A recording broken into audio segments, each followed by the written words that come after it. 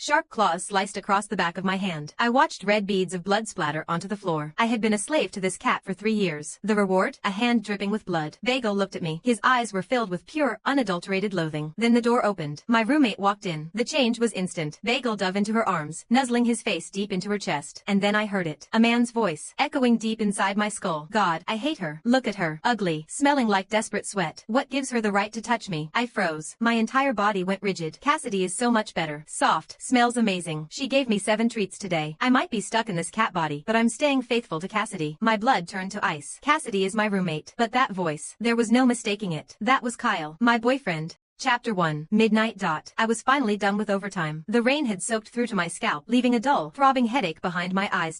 I pushed the apartment door open. Disaster. Total war zone.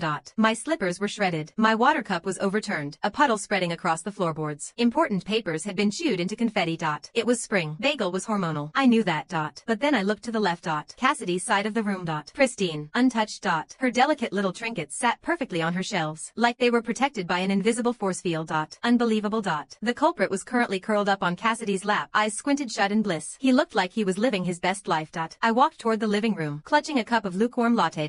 Mara, you're back. You didn't get caught in the rain, did you? Cassidy looked up. Her eyes landed on the cup in my hand. Oh, a latte. Did Kyle ask you to bring that for me? I told him I was scared of the rain and didn't want to go out. I can't believe he took it to heart. Thanks for the trouble, Mara. She tilted her chin up slightly. Her tone was dripping with that sugary, girlish charm.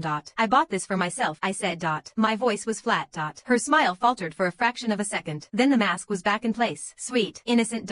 Mara, I have to vent. Bagel has been so annoying today. He's literally obsessed with me. She laughed. Her hand patted the cat's head. Bagel purred. A loud, rumbling sound of pure contentment vibrating under her palm. That's good. I forced the corners of my mouth up. A polite, plastic smile. I knew she was showing off, and there wasn't a single thing I could do about it. Bagel never acted like that with me. In 3 years, he had never curled up on my knees, never followed me around, never exposed his belly to me. All I ever got was avoidance, distance, rejection. And I was the one who raised him. Cassidy had been living here for a month. Logically, I knew I shouldn't be jealous over a pet, but my bones ached with exhaustion. And the version of Bagel she was bragging about, the affectionate, loving cat, sounded so nice. I just wanted Bagel to hold me for once. Bagel. I walked up to him. I called his name. The cat didn't even twitch an ear. Bagel. I tried again, louder this time. Bagel. Bagel. A sting pricked at the corners of my eyes. The exhaustion of the day mixed with a sudden, sharp wave of grievance. He was so happy in Cassidy's arms, but he wouldn't even look at me. I was his owner.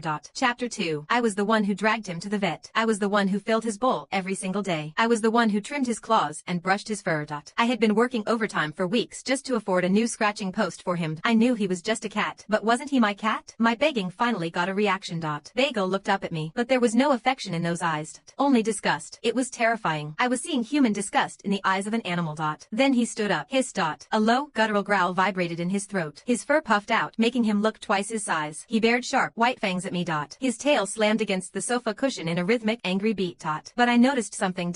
He was positioning himself. He was standing between me and Cassidy, blocking me, protecting her. Then the voice invaded my brain again. Can she just back off? She's so annoying, ugly, stinks. It's disgusting that she keeps trying to touch me. And she didn't listen to me. She didn't bring the latte for Cassidy. I love Cassidy. Meow. She smells like sugar and flowers. She gave me 7 treat tubes today. Meow. The tone was Kyle. The sound was Bagel. It felt like a physical blow to the head. My fingers went numb, a pins and needles sensation shooting up my arm.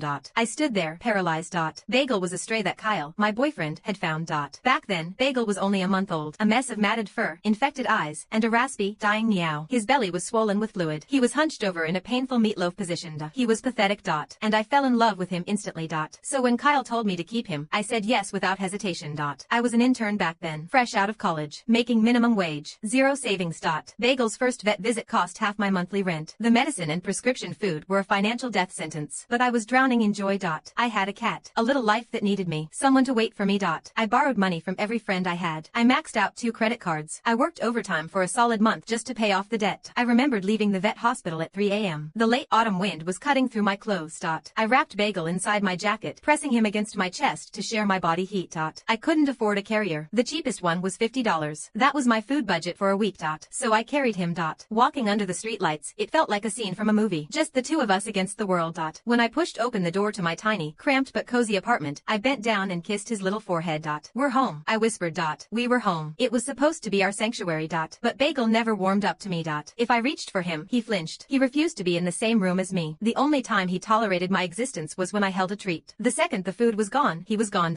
I was hurt. Of course I was. But I rationalized it. He's my cat. He's just naturally